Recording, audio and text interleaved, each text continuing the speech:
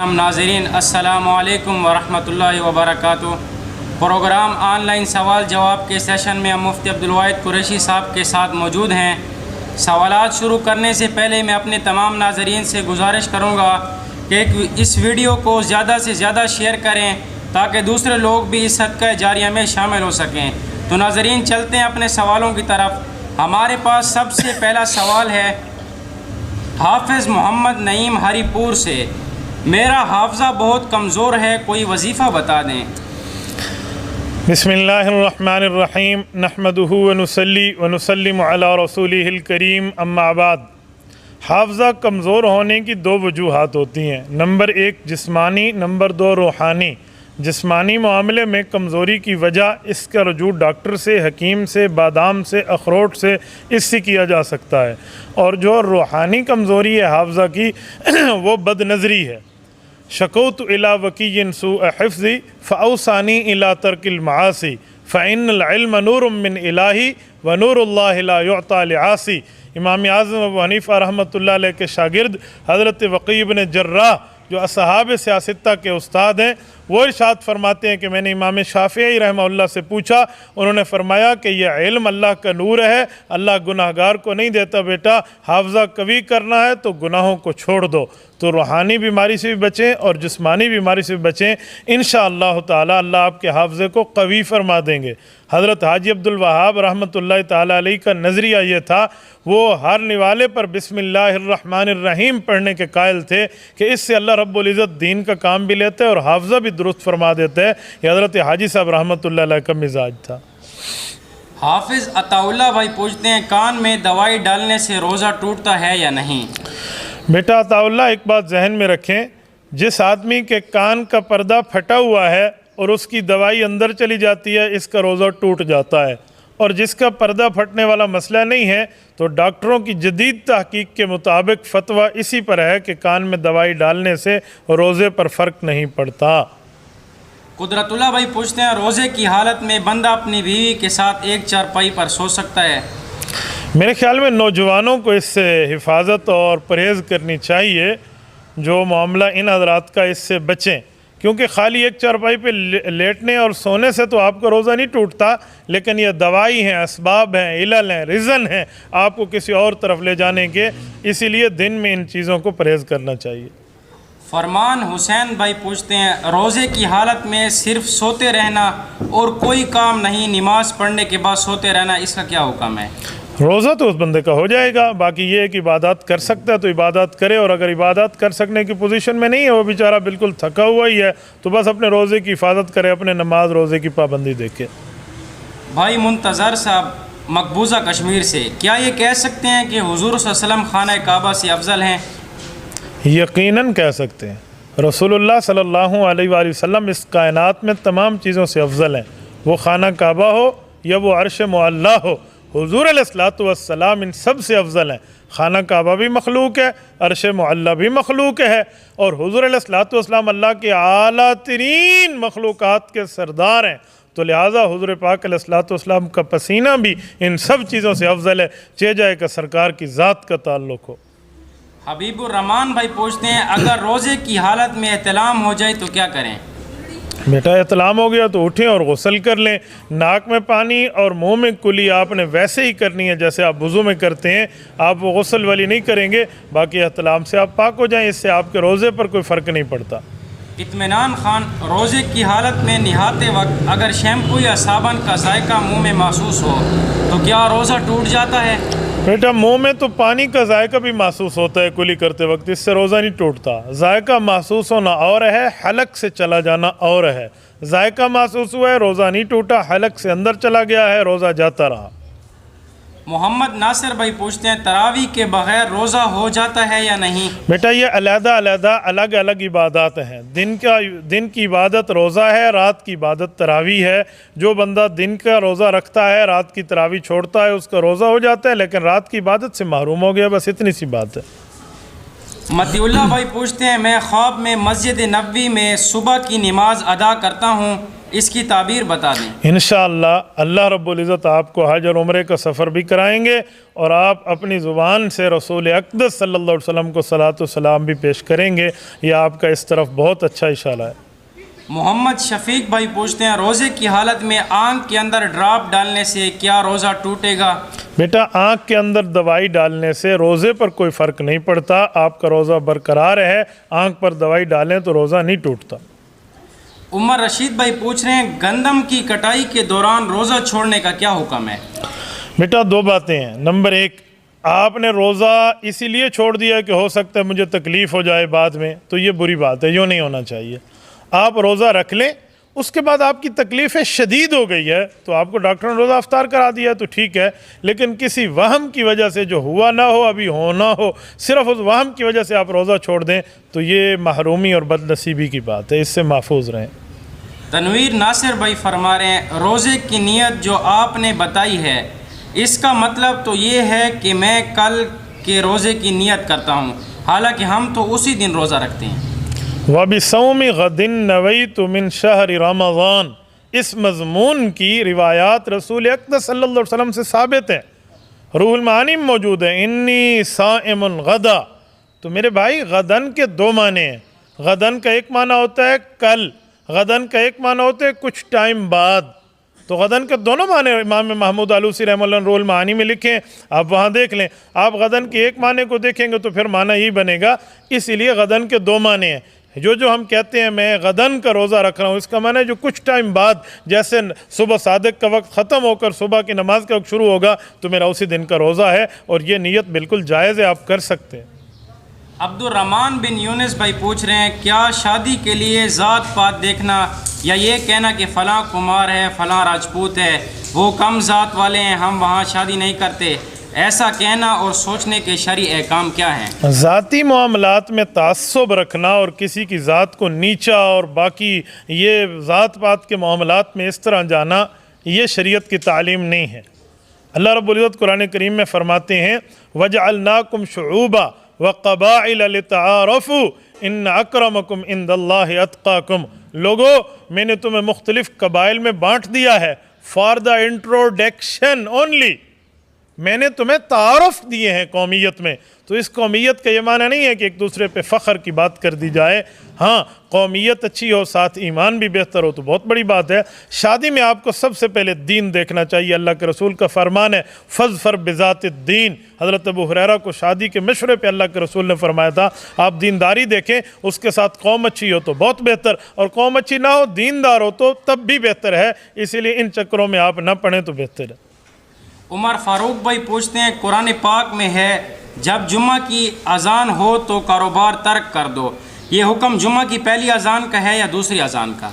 बेटा, जुम्मा की एक ही अजान है बुनियादी तौर पे। रसूलुल्लाह सल्लल्लाहु अलैहि वसल्लम के दौर में सुन्नत के मुताबिक सहाबा के इजमा से हज़रत उस्मान ने दूसरी अजान जो शुरू फरमाई है वो इस वजह से है कि कारोबार उसके लिए जायज़ नहीं होता। जब जुमा की अजान आ जाती थी, अभी कुछ लोग वहाँ बैठे होते थे, गुनाहगार हो जाते थे, तो इसलिए जुमा की पहली अजान मुकर्रर फरमाई ताकि पहली अजान के बाद लोग कारोबार को छोड़ के जुमे की तैयारी में मशगूल हो जाएं, और दूसरी अजान के बाद जिनने जुमा नहीं पढ़ा उन पर तो कारोबार हराम हो जाता है। इसलिए पहली अजान के बाद आपको तैयारी है जुमा, और दूसरी अजान के वक्त आपको जुमे में हाजिर होना बहुत ज़्यादा ज़रूरी है। यूनुस भाई पूछ रहे हैं, रोज़ा सुबह की अजान से कितने मिनट पहले बंद करना चाहिए? बेटा, सुबह की अजान का रोज़े से ताल्लुक़ नहीं है। आप टाइम देखें अपने रोज़े का, हो सकता है वो अजान 10 मिनट बाद में दे और आप उसकी अजान तक खाते रहें। बाबा, यूँ नहीं है, आप टाइम फ्रेम देखें। अगर आपका टाइम रोज़े का ख़त्म हो रहा है, अजान अभी नहीं आई, बस आप बंद कर दें, फिर अजान का इंतज़ार न करें। दाऊद खान भाई पूछ रहे हैं, जिस आदमी पर कर्ज हो तो उस पर ज़कात होगी या नहीं? जी, जिस आदमी पे कर्ज है, मुहीत दैन है, उसकी गर्दन उसमें फंस चुकी है, वो तो ज़कात लेने वाला है बेचारा, आप देने वाला तो नहीं है, क्योंकि उसको दी जाए ज़कात, वो मदयून है, ताकि उसको हम देंगे और वो अपना कर्जा उतारेगा तो बहुत बेहतर है। सावल खान भाई पूछते हैं, वफ़िल गारिमीन, कुरान अल गारिमीन का लफ्ज़ फरमाकर इस तरफ इशारा फरमाया कि कर्ज़े के बदले में आप ज़कात दे सकते हैं। फ़लाँ आदमी कर्जा और किसने किसी का कर्जा देना है, आप उस ज़कात दे दें ताकि वो उस बंदे का कर्जा उतार दे। सावल भाई पूछते हैं, यजीद अगर काफिर था तो उसके हाथ पर सहाबा कराम रज़ियल्लाहु अन्हुम ने बैत क्यों की? बेटा, यजीद के कुफ्र का फतवा उलमाए अहनाफ ने नहीं दिया, हम उसके फ़िस्क के कायल हैं। हम उसके फजूर होने के कायल हैं। फासिक व फाजिर है, हम उसके काफिर होने के कायल नहीं हैं। बाकी आप कहते हैं सहाबा ने बैत की है, मेरे चंदा थोड़ा सा पढ़ लिया करें।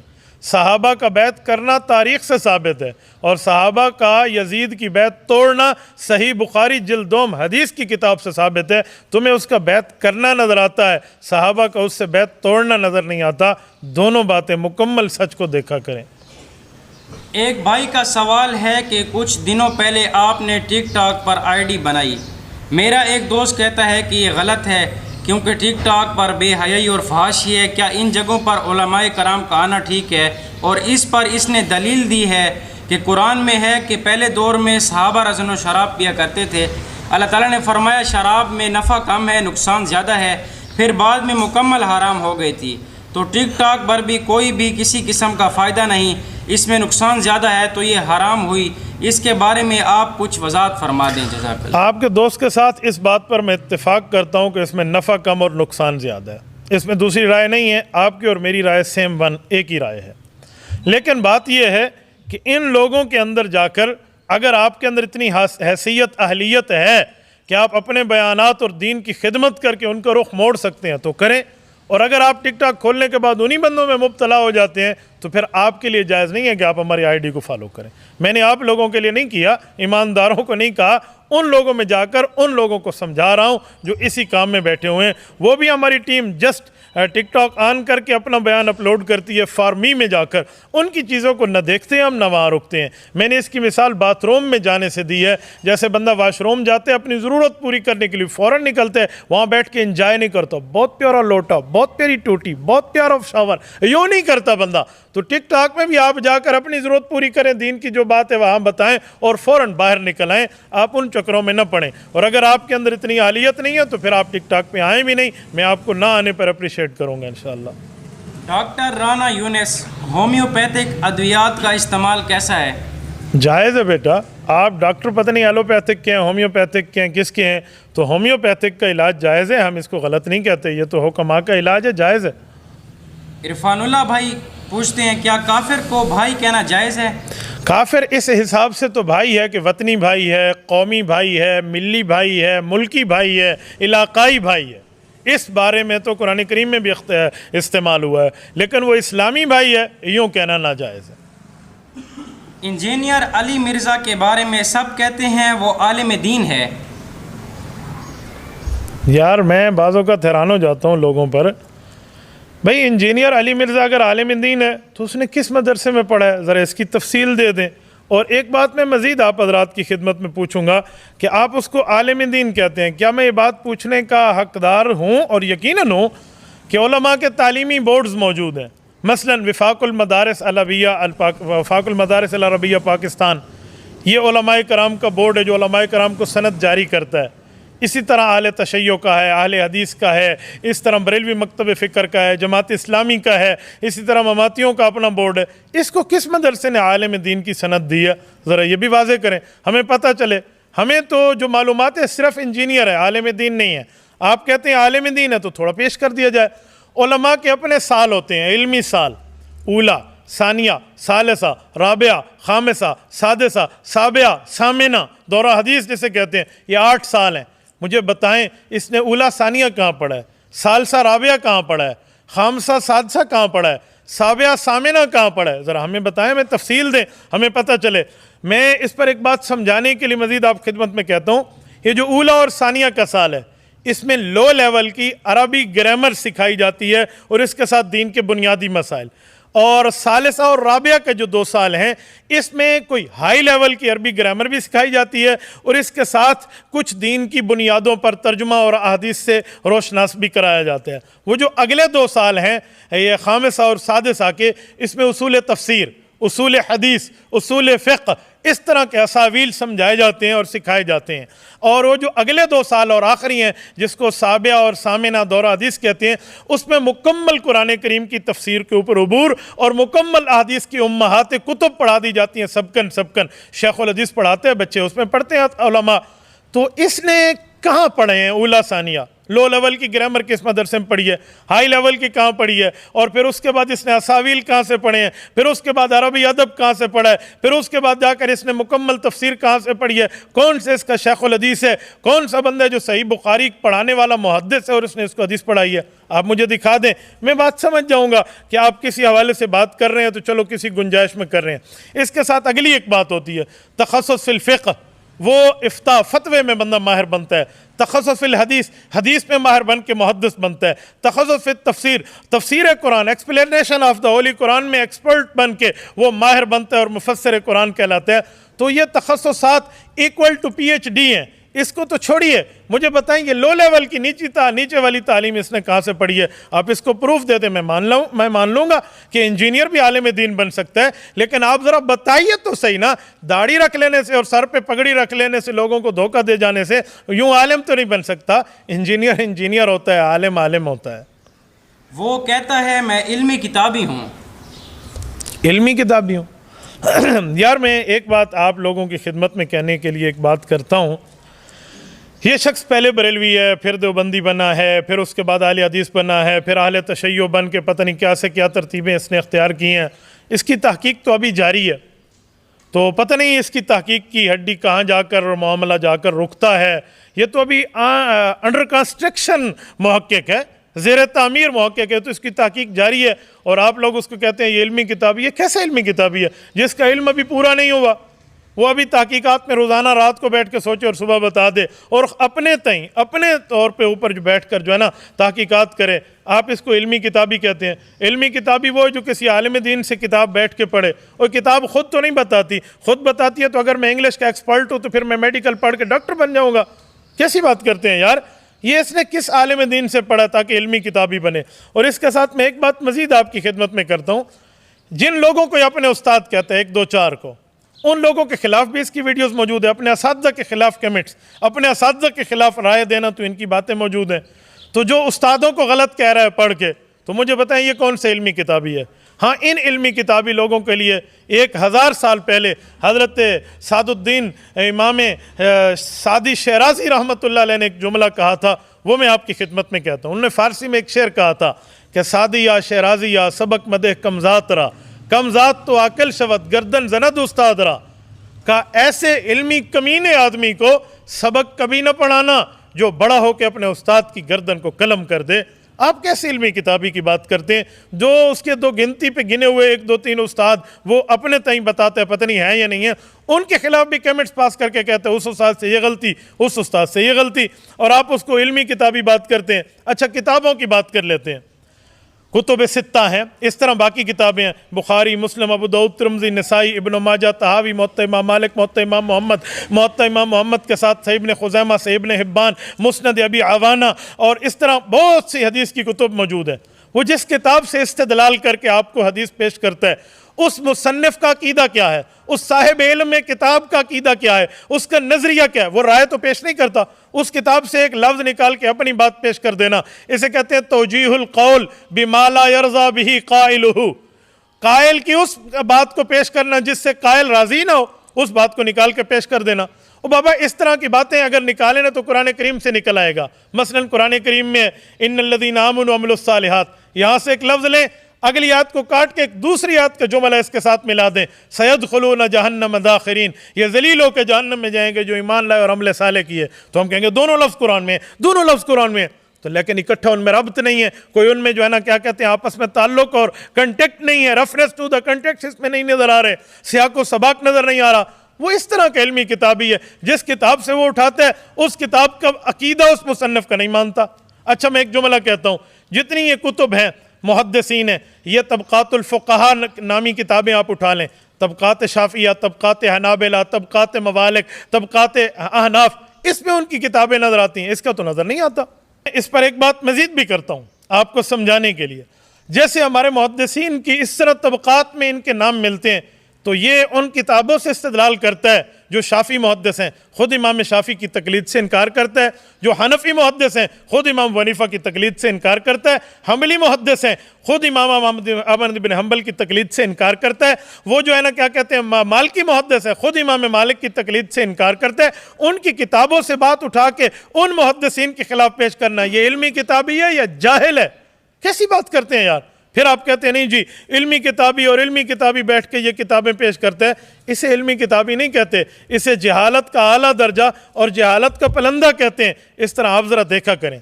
और अगली बात यह है, हम आवाम आपको क्या बताते रहें और एक दूसरे को आप सुनते रहें। मैं बैठा हूँ, हमारे उलमा बैठे हैं, इंजीनियर साहब कोई दूर नहीं है, जेहलम में मौजूद हैं। आप इंजीनियर साहब से टाइम तय करें, टाइम तय करके वक्त लें, हम दोनों को बिठा दें, फेस टू फेस बात करा लें, दा गज दा मैदान, दूध का दूध और पानी का पानी हो जाएगा। देख लेंगे बाबा। कितने उलमा उसे कह चुके हैं हमारे पास बैठे, जो आलिम उससे बात करने अगर जुरत करके इसके पास जाए ये पुलिस बुलवा लेते हैं। कैसी बात करते हैं बाबा। इल्मी किताबी नहीं है, ये सिर्फ नाम दिया उस बंदे ने, सिर्फ लोगों को जो है ना क्या कहते हैं ख़राब करने के लिए। वो छोटी मछली ने बड़ी मछली से कहा, अम्मी मछली वो देखो गोश्त का टुकड़ा लगा हुआ है। बड़ी मछली ने कहा, बेटा गोश्त का टुकड़ा लगा हुआ है लेकिन वो कंडा है, उस कांटे में तू अटक जाएगी और शिकारी शिकार करके ले जाएगा। उसने बात न मानी तो फंस गई। वही हुआ, वो इल्मी किताबी के एक कांटा लगा के बैठ गया। जो उलमा मुहद्दिसीन मुफस्सिरीन उलमा जो इस इल्म के माहिर एक्सपर्ट ऑफ द होली शरी हैं, वो बताते ना जाओ, आप कहते हैं जाए, तो आप जाए, आपको समझ आ जाएगी हमें इसमें कौन सा लेना देना। इंजीनियर अली मिर्ज़ा के लेक्चर सुनने चाहिए। यार किसी के लेक्चर सुनने के लिए मैं एक जुमला आपकी खिदमत में कहता हूँ, लेक्चर सुनो जो जिस फील्ड का माहिर हो। अगर वो लेक्चर दे रहा हो कि गली सीधी यूं बनती है, थलियां सीधियां यूं बनती हैं, तो फिर तो आप लेक्चर सुने। और अगर दीन के बारे में लेक्चर्स दे रहा है तो वो दीनदार आलिम दीन तब है जब उलमा का बोर्ड वेरीफाई करे कि आलिम है। या डॉक्टर वो नहीं है जो सिर्फ यहाँ टूटी और हाँ बता रहा ब्लड प्रेशर उतरे के तले ये आपको बताना शुरू कर दे। डॉक्टर वो है जो डॉक्टर्स का बोर्ड उसकी तस्दीक करे। तो आलिम दीन कोई लावारिस लोग नहीं है, उलमा का बोर्ड उसकी ताकीक करे। आप माने वो आलिम दीन है, उसके बाद आप उसकी बातें सुने। कौन कहते हैं आप उसकी बातें नहीं सुने, लेकिन तब सुने जब वो दीन की बात कर रहा हो और ख़ुद भी उलमा में हो। वो आलिम नहीं है, उस बेचारे के जो हालात हैं वो आपके सामने हैं, क्या एजेंटी और क्या मामला, और आप उसको आलिम दीन और उलमा समझ के बैठे हुए हैं। थोड़ा सब्र करें मेरे भाई और मामला खुल के देखें। उलमाए कराम इंजीनियर अली मिर्ज़ा से बुग़्ज़ क्यों रखते हैं? सुभान अल्लाह, ये एक इल्मी लतीफ़ा है बाबा। उलमाए कराम इससे बुग़्ज़ क्यों रखते हैं? मैं इस पर दो बातें कहूँगा। नंबर एक, ये जो लफ्ज़ कह रहा है कि उलमा बुग़्ज़ रखते हैं, पहली बात तो समझ आ गई कि उलमा में से नहीं है, इसीलिए मौलवी ये सिर्फ ठीक नहीं समझते। अगर ये मैं बात मानूँ तब है, वरना ऐसी बात नहीं है। हम तो इससे बोझ नहीं रखते। मैं तो आज भी अल्लाह को गवाह बना के, आप सब दोस्तों गवाह बना के कहता हूँ, मेरे अल्लाह इंजीनियर अली मिर्ज़ा को हिदायत अता फरमा। मैं तो अब भी उसके लिए दुआ कर रहा हूँ, मुझे बोझ है उससे। बाबा हमारी वजह से दीन के ऊपर एक बंदा आता है जहन्नम से बच के जन्नत जाने वाला है, तो हम तो उस नबी के वारिस हैं जिस नबी ने आयत उतरने से पहले जब मना नहीं हुआ था अब्दुल्ला बिन उबई का जनाजा पढ़ा लिया था। बाद में अल्लाह ने आयत तो आके मना कर दिया, अब मुनाफिक का जनाजा जायज़ नहीं है। तो मैं दुआ तो इसके लिए अब भी कर सकता हूँ, अल्लाह से हिदायत अता फरमा, आप दुनिया में मौजूद है। तो मुझे तो इससे किसी किस्म का कोई बोझ नहीं है। और ऐसी बात नहीं है कि इससे उलमा बोझ रखते हैं और फलां करते हैं और फलां। हाँ, बाकी एक जुमला मैं आपके लिए बात करूँगा कि बकरे के नाम पे कुत्ते का गोश्त हम तकसीम नहीं करने देंगे। हम शराब को आब ज़मज़म के नाम पे तकसीम नहीं करने देंगे। चौकीदार चोर से हिफाजत करता है, उलमा दीन के ठेकेदार नहीं, चौकीदार और पहरादार हैं। हम दीन की हिफाजत के लिए मैदान में आएंगे और खुला खुला बताएंगे दीन है क्या और दीनदारी है क्या, ताकि मामला खुल के सामने आए। हम कुत्ते को बकरे के नाम पे बेचने दें, बाबा ये हमसे नहीं हो सकता। इसकी उम्मीद आप हमसे न रखें। यह अल हुब्बु फिल्लाह वल बुग़्ज़ु फिल्लाह है, ये किसी का रियल फेस एक्सपोज करना और ओपन करना है। ये जो है ना क्या कहते हैं वो नहीं है। इसको आप बुग़्ज़ से ताबीर ना करें, इसको हकीकत से ताबीर करें। चलें। शफीकुर रहमान भाई पूछते हैं, तरावी में इमाम अकेला हो तो कोई एक बंदा साइड पर बैठकर कुरान पाक से देखकर लुकमा दे सकता है या नहीं? तरावी में इमाम अकेला हो, बेटा इमाम कहते हैं उसे जिसके पीछे मुक्तदी हूँ। जिसके पीछे मुक्तदी ने वो इमाम खोते को अतला है, वो इमाम है? कैसे कहते हैं वो इमाम है? इमाम के भी तो मुक्तदी होते हैं। ये वो अकेला ठहरा है तो इमाम अकेला, इसका माने वो मुनफरिद है, मुक्त इमाम नहीं है। इमाम तब होता जो पीछे मुक्तदी होते। और जो कुरान खोल के बैठे इसको दिखा रहा है और सुना रहा है, ईदी आपकी नमाज ही चाटे और उसका मामला भी ख़त्म है। इस मामले को ज़रा देखें समझें। कुछ लोग यहाँ कहते हैं कि हज़रत आयशा रज़ी अल्लाह अन्हा को ज़कवान ग़ुलाम जो था वो कुरान देख कर नमाज में तिलावत करता। और खुदा के बंदे, इस रिवायत के कई मतलब मौजूद हैं। मैं मुख्तसरन एक बात करता हूँ, वो जब नमाज़ पढ़ा लेता उस रकात के बाद सलाम फिरने के बाद अगर उसको शक पड़ जाता तो वो कुरान उठा के एकदम मजबूत कहा मैंने ठीक पढ़ा। इसको कुरान के दौरान, नमाज के दौरान कुरान खोलना नहीं कहते, थोड़ा समझा करें।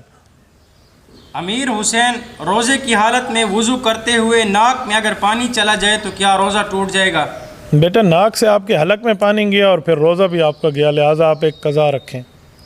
सईद अहमद भाई पूछते हैं, अगर वितर या बाजमात पढ़ें तो क्या मुक्तदी को भी दुआए कनूत पढ़ना लाजमी होगा? जी हाँ, मुक्तदी भी दुआए कुनूत पढ़ेगा। आपको दुआए कुनूत सीखनी चाहिए। अल्लाहुम्मा इन्ना नस्तईनुका व नस्तगफिरुक आप सीखें, आपको पता चले। हाफिज़ दिल नवाज, दिन को जो ख्वाब आते हैं क्या वो सच्चे होते हैं? बेटा, दिन को ख्वाब आएँ या रात को ख्वाब आएँ, ख्वाब अक्सर सच्चे होते हैं, कुछ झूठे भी होते हैं। जब ख्वाब सामने आएगा फिर बात बनेगी, फिर इस पर हम बात भी कर लेंगे कि इसको किस मामले में सच्चा, किस मामले को झूठा कह दें। मैं ऐसे ऐसे बुज़ुर्गों को जानता हूँ जिनने दिन में रसूल अक़दस सल्लल्लाहु अलैहि वसल्लम की ज़ियारत की है। चलो अब बात आई है तो मैं कह जाऊँ। मेरा एक शख्स से हज़रत मुआविया रज़ी अल्लाह तआला अन्हु पर एक बार मुनाज़रा तय था। मैं उसके लिए तैयारी कर रहा था कि आज असर के बाद इससे गुफ्तगू है। तो मैं दोपहर की नमाज़, ज़ोहर की नमाज़ पढ़ कर मुतालिया अपना कंप्लीट करके थोड़ा टाइम सो गया ताकि मैं आराम कर पाऊँ। ये जामिया मजीदिया मलीर 15 कराची वाले मदरसे वाली तालीम के दौरान की बात है। मैं जब असर को उठा हूँ तो मेरा दिल मुतमईन था कि इंशाअल्लाह आज हम बहस जीत जाएंगे। उसकी वजह कि मैंने ख्वाब में हज़रत मुआविया रज़ी अल्लाह अन्हु की ज़ियारत की। शेखुल इस्लाम मुफ्ती तकी उस्मानी दामत बरकातुहुम किताब उस वक्त हमने साथ साथ देखी थी, ये हज़रत मुआविया रज़ी अल्लाह अन्हु और तारीख़ी हक़ाइक़। तो इस पर हज़रत मुआविया की ज़ियारत हुई और दिन में हुई है। और उसके बाद हमने मुनाज़रे में उसको सिर्फ शिकस्त नहीं दी बल्कि उस बंदे ने तौबा की और माफ़ी मांगी और अल्हम्दुलिल्लाह ठीक हो गया। तो आप दिन के ख्वाब को कैसे झूठा कह सकते हैं? कुछ समझा करें। अली मोहम्मद पूछते हैं, फितराना कितना देना चाहिए? बेटा, फितराना आप जौ के हिसाब से भी दे सकते हैं, किशमिश के हिसाब से भी दे सकते हैं, गंदम के हिसाब से भी दे सकते हैं, खजूर के हिसाब से भी दे सकते हैं। अपनी हड्डी पसली को देखें, उस हिसाब से आप आगे चलें। ये जो 2.5 किलो है वो गंदम के लिहाज से और बाकी 4-4 किलो है, उतने पैसे आप दें। किशमिश के हैं, खजूर के हैं या जौ के हैं, 4-4 किलो के हिसाब से। और ये नहीं तो 2.5 किलो गंदम के हिसाब से आप दे सकते हैं। जितनी हड्डी पसली आपकी भार उठाती है वही दें। ये ना हो गंदम वाला 100 रुपये आप दे दें और आपकी हैसियत 2000 देने की हो, तो ऐसा नहीं है। आप अपनी हैसियत के मुताबिक ही देंगे। सैफुल्ला भाई पूछते हैं, रमज़ान में लोग 50 की चीज़ 200 में बेचते हैं, इनके बारे में क्या हुक्म है? कोई नसीहत फरमा दें। जानबूझ के इस तरह की ज़्यादती और गलत बात को पेश करने वाला कुछ अपने बारे में समझ ले क्या होता है। मैं बाज़ों का हैरान होता हूँ, जो 50 की चीज़ 500 की बेच के फिर भी कहते हैं अल्लाह करो ना इशारे थे, कोई अजाब आया भी है? तो अभी अजाब नहीं है तो और क्या है? आपको तो मुनासिब है, कुछ थोड़ा रेट कर लेना चाहिए। बाहर के ममालिक में तो रमज़ान रिलीफ पैकेज पे दुकानदार चीज़ें बेचते हैं और हमारे वाले इसको ज़्यादा करके बैठे हुए हैं। थोड़ा अपने मामले पे नज़र करम फरमाएं। हर दुकानदार ऐसा नहीं है, कल दुकानदार मुझे शुरू हो जाएं मुफ्ती साहब आपने हमारे खिलाफ कमेंट्स दे दिया। बाबा कुछ हैं और कुछ नहीं है। ताहिर रेहान भाई पूछते हैं, रोज़े की हालत में अगर निस्वार रखी जाए तो इसका क्या हुक्म है? आपका रोज़ा जाता रहा बेटा, जैसे निस्वार के साथ आपका रोज़ा ख़त्म हो गया, आपको क़ज़ा दोबारा रखनी पड़ेगी। ये नहीं आपने सिगरेट और निस्वार रख ली है और उसको इस्तेमाल कर ले तो आपका रोज़ा बाकी है, रोज़ा चौज़ा आपका गया। नेमत खान, क्या टूथपेस्ट से रोज़ा टूट जाता है? आप टूथपेस्ट रोज़े में ना करें तो बेहतर है, इसीलिए कि उसके अज्जा अंदर चले जाते हैं। आपको मिसवाक इस्तेमाल करना चाहिए। मिसवाक ये सुन्नत रसूल है और ये रसूलुल्लाह सल्लल्लाहु अलैहि वसल्लम की ऐसी सुन्नत है। अल्लाह के रसूल सल्लल्लाहु अलैहि वसल्लम फरमाते हैं मेरा जी ये चाहता है कि मैं वाजिब कर दूं हर वुज़ू के ऊपर नमाज को, लेकिन वाजिब नहीं फरमाया। ये इतनी बड़ी सुन्नत है, आप इसको मिसवाक ज़रूर इस्तेमाल किया करें। एक बंदा मुझे कहने लगा मिसवाक की क्या ज़रूरत है, टूथपेस्ट इसका जो वो है क्या नाम है मुतबादिल आ गया। मैंने कहा जी आपको किसी ने कहा मुतबादिल आ गया है, ये इसका मुतबादिल नहीं है। वो टूथपेस्ट अपनी जगह है, माउथ वाश अपनी जगह है, माउथ पता नहीं वो सैनिटाइज़र जो बने हुए अपनी जगह है, लेकिन ये अपनी जगह है। जो इससे सवाब मिलता है वो उससे सवाब नहीं मिलता, उससे सिर्फ सफाई हासिल होती है। इससे सफाई भी मिलती है, तहारत भी मिलती है, निज़ाफत मिलती है, सवाब भी मिलता है। फजल गनी भाई पूछते हैं, मोबाइल में कुरान पढ़ना और ऐसे पढ़ना क्या दोनों का सवाब बराबर है? बेटा कुरान करीम आप हाथ में रख के पढ़ें और उसको चूमें और उसके साथ इज़्ज़त और एहतराम के साथ बैठे तो बहुत बेहतर है। अफजल तो है कुरान का मुसहफ़ आपके पास होना चाहिए, वरना आप कुरान करीम मोबाइल से देख के भी पढ़ें तो आपको सवाब मिलता है। अशरफ भाई पूछते हैं हट्टा कट्टा आदमी रोज़ा न रखे और फिदिया दे दे तो क्या ये जायज़ है? न इसका फिदिया कबूल होगा ना अल्लाह पाक इस पर रहमत फरमाएंगे। इसको रोज़ा रखना पड़ेगा। क्यों ये रोज़ा नहीं रख रहा? अब्दुल बाइस भाई फरमाते हैं तरावी पढ़ें तो अजर है, अगर ना पढ़ें तो क्या हुक्म है? इक़ाब है, पकड़ है, अजाब है, अल्लाह की तरफ से सख्ती है आपके ऊपर, आपको पढ़ना पड़ेगी। अब्दुल बासित भाई फरमा रहे हैं तरावी पर उजरत लेना कैसा है? बेटा तरावी पर उजरत कोई नहीं लेता। एक हाफिज़ को जो आपने वक्त मुकर्रर पे रख लिया है तो उसकी वक्ती तौर पे कोई इज़्ज़त एहतराम करके और उसकी इज़्ज़त करते हुए उसको कोई हदिया दे दे तो लोग मना करते हैं। ऐसी बात नहीं है। मैंने तो आज तक ऐसा हाफिज़ कोई नहीं देखा जो तरावी के साथ उजरत तय करे कि तरावी यूँ पढ़ाऊँगा तो दोगे। तरावी तो फ़ी सबिल्लाह पढ़ाते हैं। इज़्ज़त एहतराम को वैसे कर ले तो इसको बुरा नहीं कहना चाहिए। मोहम्मद नासिर भाई पूछते हैं तरावी में ख़त्म कुरान के मौके पर खैरात वगैरह करना क्या ये ठीक है? अपनी जेब से करें तो बहुत बेहतर है, मस्जिद के चंदे से नहीं करनी चाहिए। मोहम्मद बिलाल भाई पूछते हैं चांद या सूरज गिरन में हामला औरत के लिए क्या हुक्म है? कोई हुक्म नहीं है बेटा। सूरज गिरन हो, चांद गिरन हो, सितारा गिरन हो, सैयारा गिरन हो, इससे कोई पेट वगैरह वाली औरत पे किसी किस्म का कोई फ़र्क नहीं पड़ता। लोग कहते हैं जिस वक्त वो छुरी इस्तेमाल ना करे बच्चा अंदर कट जाता है। मैंने कहा जी वाह, आपको किसने बता दिया? ऐसा तो कोई मामला नहीं है। ये शरीयत की तालीम नहीं है, ये उड़ती चिड़िया की रिपोर्ट है। ये ऐसे ही लोगों ने अपनी तरफ से बनाई हुई है। अनवार अली भाई पूछते हैं वितर में दुआए कनूत ऊंची आवाज़ में पढ़ सकते हैं क्या? नहीं, ये तो खफ़ी है, ऊंचा तो नहीं है, आहिस्ता ही पढ़नी चाहिए। नूरुल हसन भाई पूछते हैं क्या कमरे में एतकाफ़ में बैठा जा सकता है? जी हाँ, औरत कमरे में एतकाफ़ में कमरे के अंदर ही बैठेगी। अगर आप औरत हैं तो फिर ठीक है, और अगर आप मर्द हैं तो आपको मस्जिद में बैठना चाहिए। तो मस्जिद का मामला और है, कमरे का मामला और है। यासिर इकबाल भाई पूछते हैं रोज़े की हालत में अगर बदनज़री हो जाए तो रोज़े पर किस हद तक असर पड़ेगा? बेटा अब मैंने मीटर और गज़ उठा के तो नहीं नापा हुआ भाई किस हद तक असर पड़ेगा। हदीस पाक के मुताबिक रोज़ा ढाल है, गुनाह हो जाए तो ढाल टूट जाती है, लेकिन इससे रोज़ा नहीं टूटता। आपका सवाब में कमी आ जाएगी। इस्तिग़फ़ार करें, अल्लाह अल्लाह करें और फिर दीन की तरफ मुतवज्जे हो जाएं। मोहम्मद जफ़र भाई पूछते हैं आजकल सर पर बाल लगवाने का रिवाज चल पड़ा है, क्या ये विग लगवा कर गुस्ल करने से गुस्ल हो जाएगा? विग की दो किस्में हैं, आपने सर पे रखी हैं और आसानी से उतारी जा सकती हैं, तो इसके साथ आपको गुस्ल नहीं होगा, उतारना पड़ेगा। और अगर आपने पक्के ठक्के सर में रखवा लिए हैं फिर आपका गुस्ल हो जाएगा, फिर उसको उतारने की ज़रूरत नहीं है।